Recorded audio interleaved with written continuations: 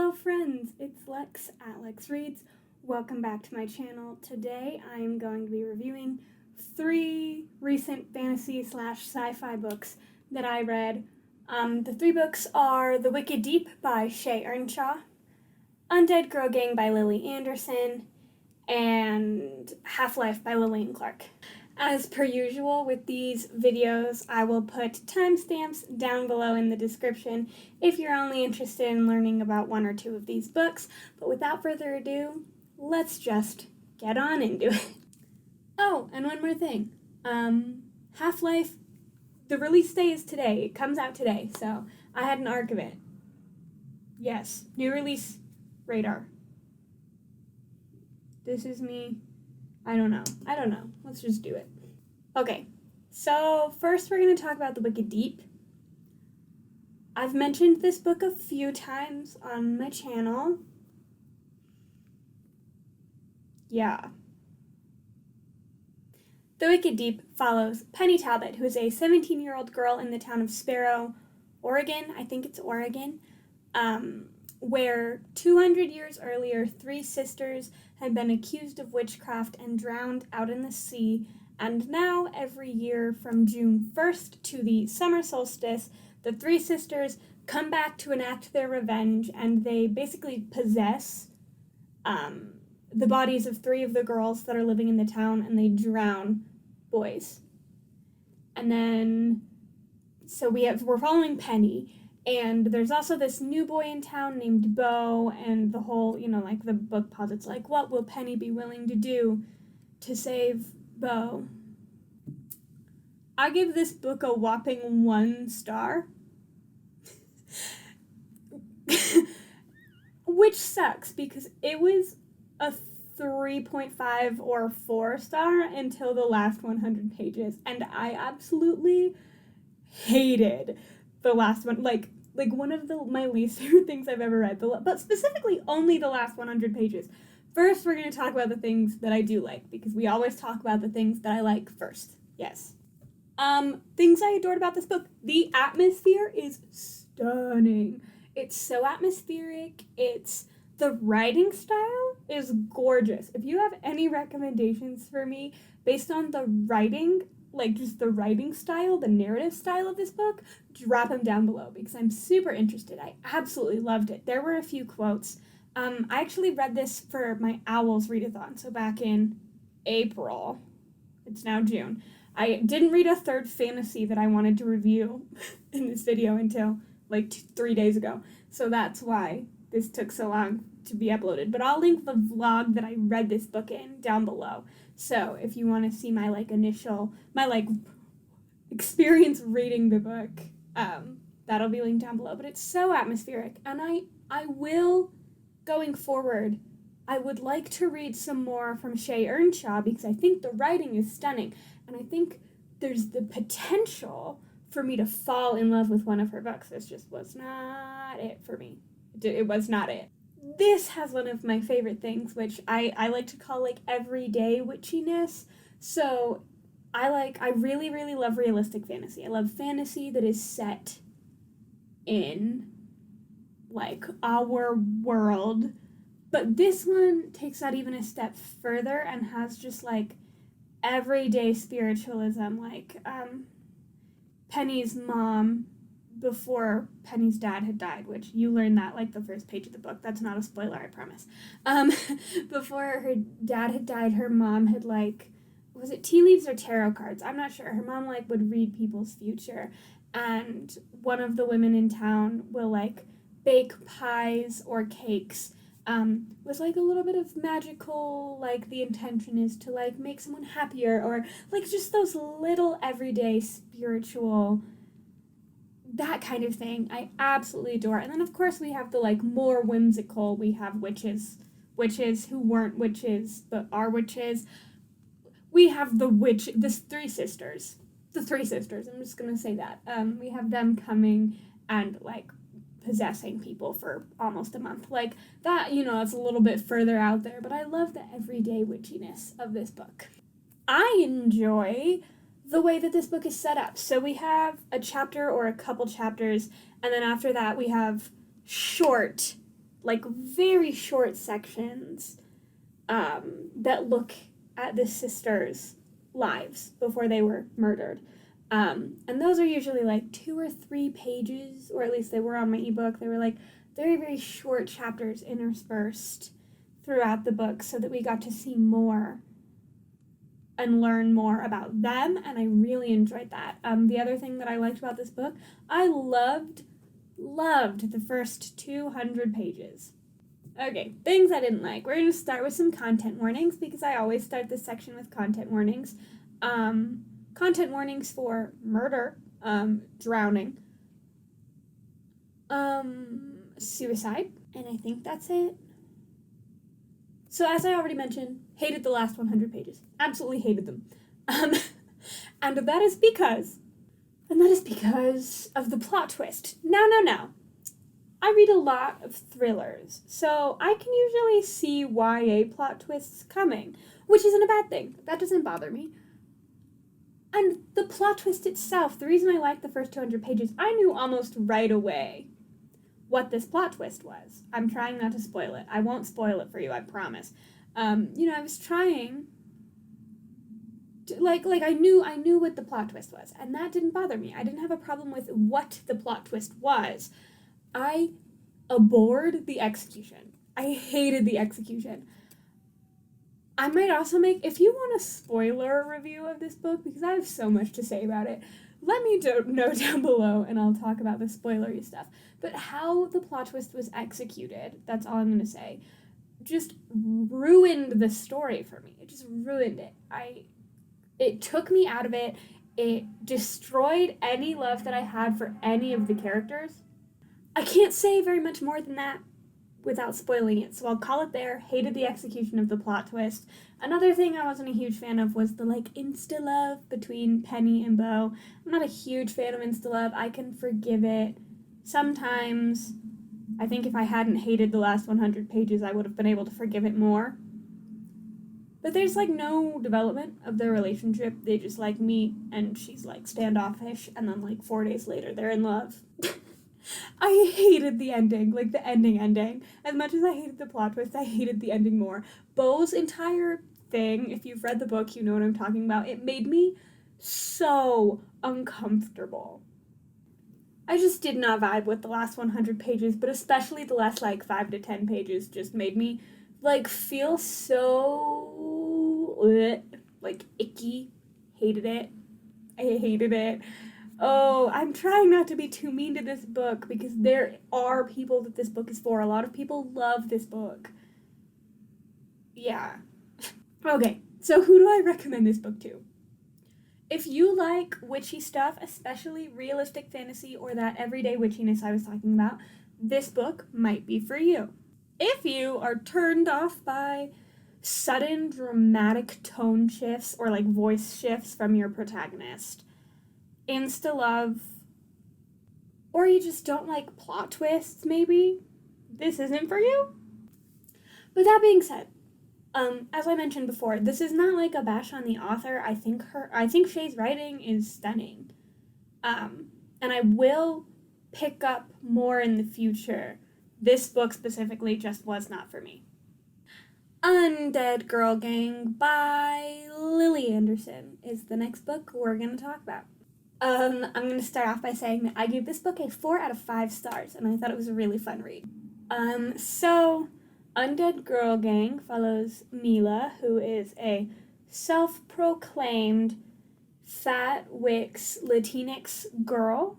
The story takes place in California, and we open up right away, and Mila's best friend, Riley, has just died. Riley's death was ruled a suicide after 2 other girls in Mila's class died of mysterious circumstances. And Mila is just there's no way, Riley would not have killed herself. So she does the unthinkable and uses her magic to bring Riley and accidentally the other 2 girls back to life for 1 week so she can solve Riley's murder. Things I liked. I love to see it. Diverse main characters. Specifically, I adore Latina or Latinx or Latino main characters because I'm Latinx, so I just think it's fun to see like my culture, woven in to narratives.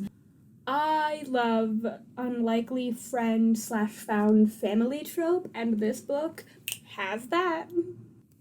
I loved the ways in which Mila was flawed. She makes a lot of really, really believable, understandable, sympathetic, mistakes throughout the book. And while it did take me about, I'm going to say 40 to 50 pages to really fall in love with her, once I got there, I just absolutely adored her. She is a sardonic little shit, and I appreciate that. I love that the heart of this book is friendship and healing and grief, but set in a witchy murder mystery, which is arguably my favorite niche genre / subgenre of book. Yes. All right. Things I did not like about this book. It took me a little while to get into it. I'm not going to lie. It took me probably 50 to 100 pages to really be committed to the story, which might be why it isn't a 5-star read, because it took me so long to be invested in Mila and Riley's story. And I wasn't even super invested until about the halfway point, which under normal circumstances I usually will call a book if I'm not invested by halfway through. But I don't know, something about the writing style and Mila just made me keep going. The reveals didn't really surprise me. That being said, though, I don't think they were poorly executed. I just think, like I said earlier, I just read a lot of thrillers and mysteries. So in YA books, I pretty consistently see reveals coming, which isn't a bad thing. I'm not saying that's a bad thing. It's just something that I noticed for me. And like I said, my main issue with this book was just that it took me about 120 pages to really get into it. But that being said, I'll probably reread this, and I think I will enjoy it more on reread because I'll know that the payoff is worth it. I think the first 120 pages will be easier for me to get through because I already love the characters, which is one of the reasons why I'm such a huge rereader, is because you already know where the story is going and you know that you like it. I know not everyone likes to reread, but I am an aggressive rereader. I love rereading my favorite books. So, yes, I will have to check this one out again in the future. Content warnings. Mentions of suicide, suicidal ideation, some self-harm behavior, witchcraft, if that's something that freaks you out. Bringing people back from the dead. I don't know. Is that something I should put a trigger warning for? Slight body horror. So think zombie-esque flesh stuff going on. Yes. Who do I recommend this book for? If you think this sounds at all interesting, I highly recommend it. But especially if you like witchy stuff, found family / unlikely friends, women supporting women, small town murders, and diverse protagonists, this is really maybe a book for you, and I think you really should check it out. Half-Life by Lillian Clark was an ARC that I received, so thank you so much for the ARC. I really, really, really appreciated it, and I really enjoyed it. So let's talk a little bit about Half-Life. Half-Life follows a teenager named Lucille who is an overachiever TM. And Lucille, while being basically top of her class and overachiever, she excels at school. She's pushed all of her friends and family away, and she really doesn't have any idea what she's doing in life. She, after experiencing something that for her was emotionally traumatic, she decides to sign up to be the beta test for a cloning trial, at which point we get to follow both Lucille and Lucy, who is Lucille's clone. But Lucy is not entirely what Lucille expected, and she has her own very intricate thoughts and feelings, and as Lucille watches Lucy live her life but better, she has to address her own feelings of inadequacy as well as some larger, more philosophical questions. I gave this book a 4 out of 5 stars, and guess what? It comes out today.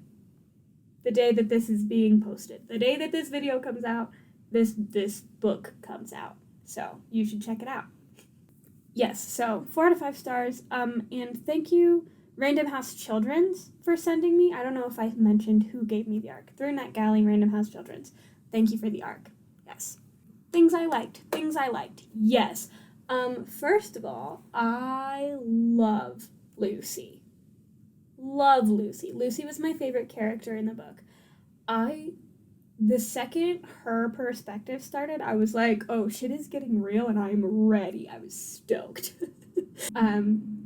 But that being said, I really did adore all of the characters. They felt very authentic, especially the teenagers. They felt like very, very authentic teenagers to me, which, as a YA writer, I'm sure that's always the point, is to write like authentic, relatable teenagers. And I think that if I had read this when I was a teenager, I'm no longer a teenager, I'm 22, but I think if I had read this at 17, this would have resonated with me and it would have hit me very hard, because I think I had a lot in common with Lucille, not specifically with school, but just like in general. And I think it would have hurt me in a good way. I love the way that we get to watch both Lucy and Lucille grow and evolve throughout this story. It's beautiful. Both of their narrative arcs and their collective arc together was so heartwarming. And to see them both grow and turn into these more well-rounded, mature individuals was amazing. And I loved it. Much like with fantasy, I really do prefer, usually anyway, light sci-fi or realistic sci-fi. I always call it light sci-fi. I don't know if there's an actual word for that. I'm going to say light sci-fi the same way that I say light fantasy, or realistic sci-fi the same way I say realistic fantasy, it was science fiction, but it existed strongly and confidently within our own world. I enjoyed the writing style, the narrative style. It's not very wordy or superfluous. It's more dry, but I think that really serves the narrative and the science fiction element, that it's a little bit more technical, is the word I'm going to use. And I'm going to say it again, I loved the dual POV, especially when Lucy's first perspective happened. I was like, I've been waiting for this one. Turn it up! I was so excited. Alright, on to the things that I didn't like as much about this book. The middle third, the second act of this book dragged a little bit for me, I'm not going to lie. It took me a minute to get through. It was not quite as snappy. I was not as invested as I was in the first and third act of the story. And I think this happened because during the second, third especially, I cared so much more about Lucy than I did about Lucille. So it was kind of hard for me to reconcile the Lucille chapters because I just didn't care as much. Which I don't think is anything that Lillian Clark did wrong. I think it was more just a very personal, character preference, that just anytime I was reading about Lillian, I was like, stop being dumb. Why are you so dumb? She's a little bit dumb, but I did like her. She was just a little bit dumb. The science/medical jargon that happens, especially towards the beginning of the book, sometimes it took me out of the narrative a little bit, although, it's sci-fi, so I should have been expecting that, but I just don't have very much knowledge of that kind of stuff, so it kind of went over my head, which isn't a bad thing. I don't think I lost any of the story by being a little bit in those sections. I just noticed myself skimming a little bit through the more technical scientific sections, which, does that make me a bad science fiction reader? I don't know. Usually I like more spacey science fiction and less medical advancement science fiction. But I did really enjoy the premise of the story. I just, like I said, the medical jargon just threw me for a loop for a second. Just a second. But that was really, those two things were really the biggest things for me in the story. Other than that, I really, really did enjoy it. Content warnings. I forgot my content warnings. Yes. Medical talk.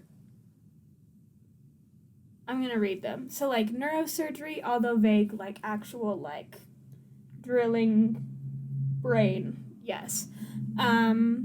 Growing body parts. That's a little bit graphic, so if the idea of that really squicks you out, maybe this is not for you.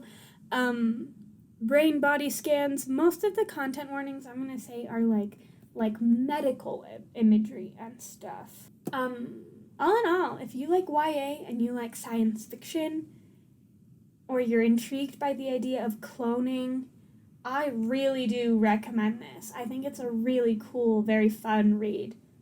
Alrighty. Thank you guys so much for hanging out with me while I chatted about 3 of the recent sci-fi fantasy books that I read.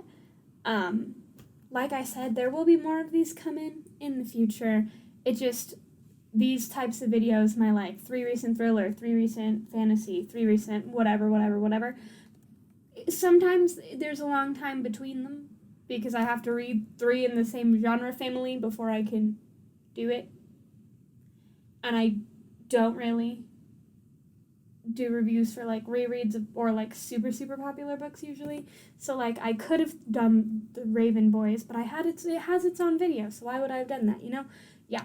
So thank you again. I really appreciate you chilling with me. Leave me any recommendations down below. I would love to read what you guys think I should read. So if there's any recommendations you have, I'll check them out. See if it sounds like something I think I'd be interested in. Yeah. Alrighty. Goodbye, friends. I will see you very soon. I have a few videos coming out this week to make up for failing last week. Bye.